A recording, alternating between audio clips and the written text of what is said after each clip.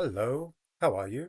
I'm here to talk to you what seems to be about an abusive hairdresser and a really bad haircut.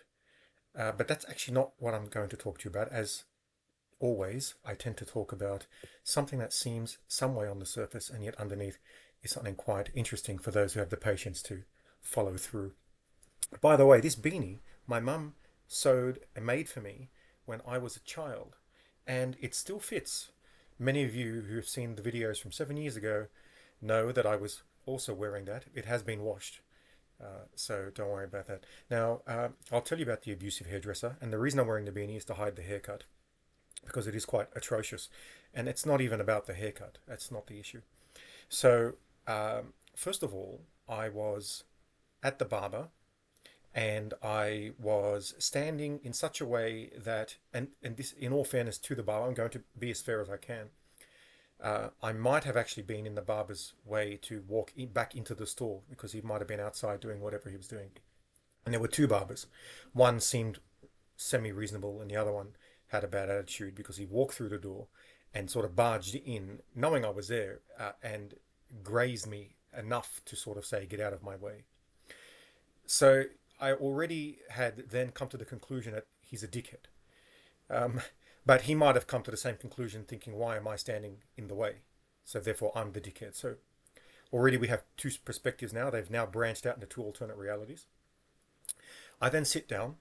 He's not listening to me, uh, which I don't realize at the time. And I said to him, if you could start with a zero here and blend it up to the top, which this place I went to last time, about 5 weeks ago, and I asked that of the gentleman, and he was lovely, a different guy. And he did that. He started with a zero there and blended it up, so it looked like a decent, relatively decent haircut on the most part. This guy clearly wasn't listening, and I didn't realize until he shaved and went all the way up, and I thought, what's going on? Now, I can't wear my glasses when he's cutting my hair, so I take the glasses off. But now I can't see anything. It's just all a big blur. So in order to see what he's doing, maybe about a minute later, I sort of put my glasses like this so I can see what's going on. Now this guy happens to be speaking the whole time to his mate in Lebanese. And he's talking to his mate. He doesn't know that I can understand. So a lot of people tend to make that mistake.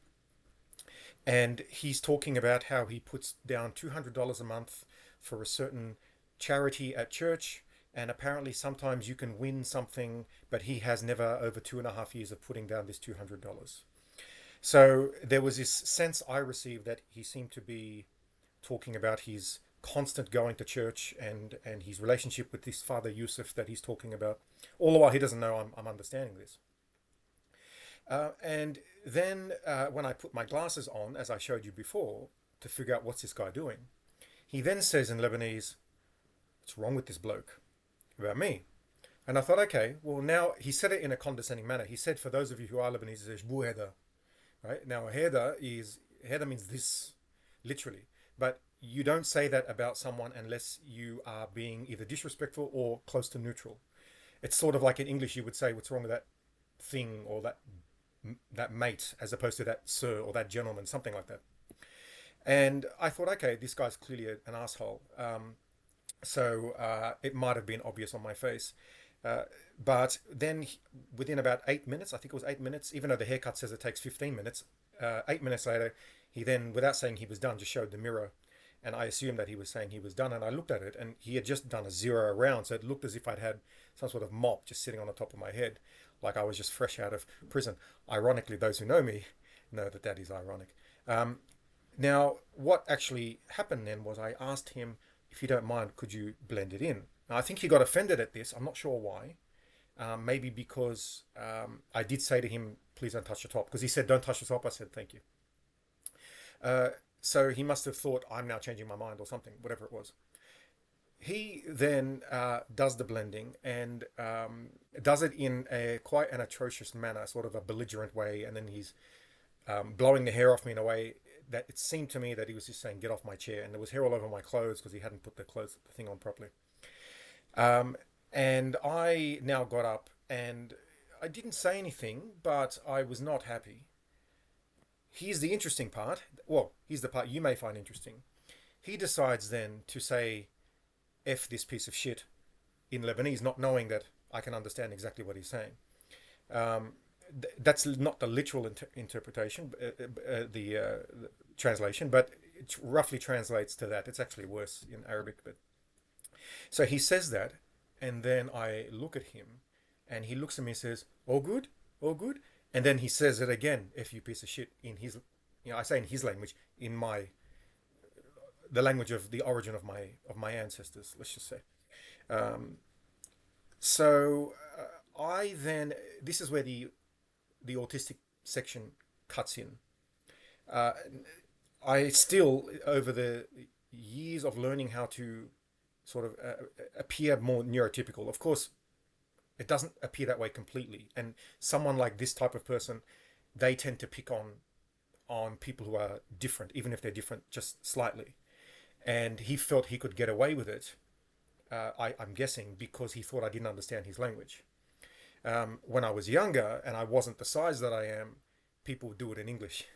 But as I got bigger and trained harder, um, I noticed that it didn't happen exactly to my face directly. But this is an indirect way because he didn't know I could understand his language. The autistic part is that it doesn't matter how much I've trained myself, I can't I can't degree anger.